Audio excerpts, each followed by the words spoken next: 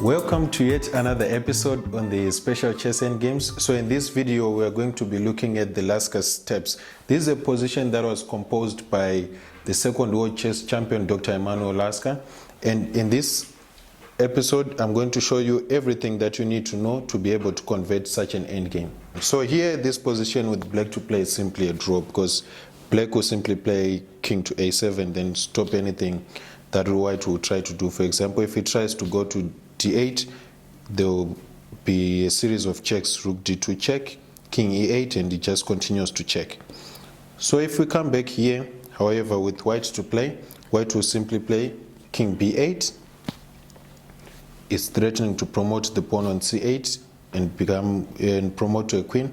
So it means black has to check, rook b2 check, king to a8, getting the opposition.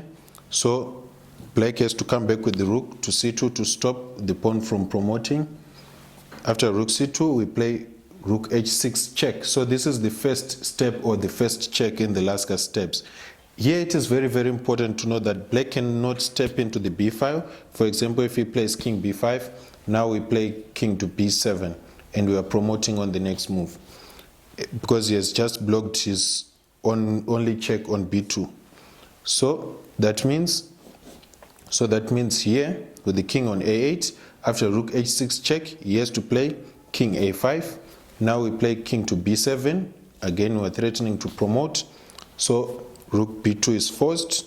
Now king a7, getting the opposition.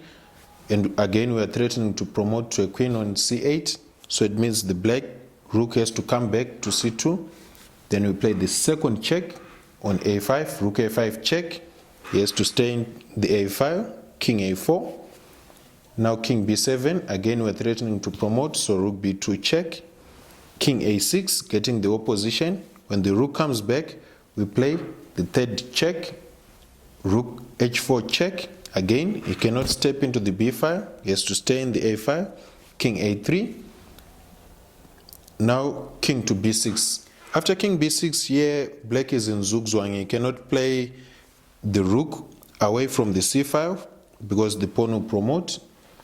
He cannot play the rook away from the second rank because he will lose the pawn on h2. So it means he has to, in this position, it means he has to play a check. And again, he cannot step into the b file because we'll play king b7 and promote.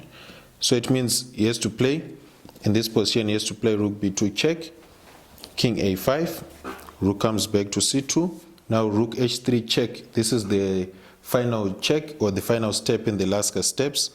King a2, rook takes h2. So this is the idea. This is why we are forcing the king away from the pawn, so that when he steps into the second rank, now we can take this pawn, pinning the rook. He cannot take on c2 because that would be a check. The only piece he can take is the rook. Rook takes h2.